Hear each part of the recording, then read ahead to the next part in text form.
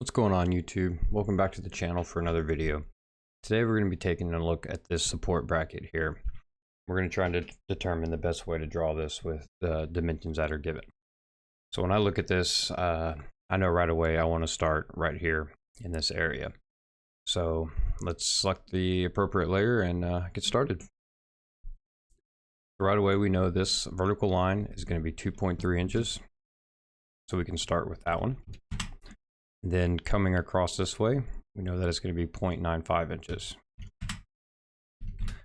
Now for this line, it doesn't have a given dimension for how long this is, but we do know that it stops 0.75 inches from the bottom, and we know this total height is 2.3. So you can either subtract 75 from 2.3. What I like to do is just come over here and draw the 0.75 and come across, and then we know that one goes straight to there. So for this next line, we know it's going to be 2.25 inches. We can draw that at 2.25. Then we know it's going to come back up to the same height as this line here. Now to get this one here, again, in this view, there's not a dimension that's given, but we can break it down from this top view. So we know from here to the center point of the circle is 5.75. And then we know the radius of the circle is 1.5. So we know from here to here, it's going to be 5.75 plus 1.5. So what we can do is come up here, draw 5.75, and then do another one at 1.5, and then come down. And we know that's how far it needs to go. And then for this line, it specifies it's at 0.75, so we'll come down at 0.75. And then this one, I'm just going to bring it into here, and I'm going to come back to it. And then for this one here, again, just going to draw this. So then I'm going to come up to get this line here, this vertical line. We know that it is going to be 0.95 from this line here. So I'll come up off of that line and come across at 0.95, and then I'll draw a line straight down, and then I'll trim it up just to make it look good, and we'll get rid of all of that. So yeah, that's the basic shape for this one. So I'm going to come back to drawing these hidden lines and these center lines until we get done with the top view. So the top view, again, this line doesn't have a dimension given, but it says over here the radius of this circle is 1.5. Now remember, radius is only the distance from the center point to an edge. So what you need is a diameter to get this dimension. So the radius will be times 2 to get a diameter. So we know that this is going to be 3 inches tall.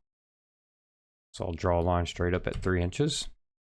And then for coming across this way, we know it's going to line up with this. Same way with this. Now remember, this is going to be a circle, so we'll trim that up when we're done. So let's go ahead and get this radius drawn. So we're going to draw a line at 5.75. And that's going to be our center point right there of this circle that has a diameter of 1.25. Now we'll draw a circle with a radius of 1.5 from that same center point. Then we'll just trim these up. And then we'll get rid of this line here. Then we'll trim that. So that's this part done. So now for these two lines, there's no dimensions in this view given for these lines. But if you remember, this is a projection. So this line is the same as this line. So what you can do, just draw a line straight up. Oops. And then trim them away. And that's that. So for this circle, we know the center point is going to be 2 inches from this line here. We'll come over here, draw a line at 2 inches, and then we'll just copy this circle over and delete that line. And that's all of your object line shapes. So we can go ahead and knock out this hidden line right here, because we know it lines up with this line here. So same thing, I'll draw it, trim it up. So now we can do these hidden lines on the bottom. These are pretty simple because we know they come from the circles above. So I'll just draw lines from the edges of the circles down. Then using the trim command, I'll just trim everything up and then delete these here. Now for the center marks. We'll go ahead and choose the center line layer, and we'll use the command CM for center mark. We'll touch each circle. Then we'll use the command CL for center line, and we'll touch each side of the circles down here. And then those are done. So now, I realized something just happened with this hidden line that I had here. There we go. So now I'm going to take a look and make sure I got everything. I got both of the circles with that hidden line. I got both of these circles represented here.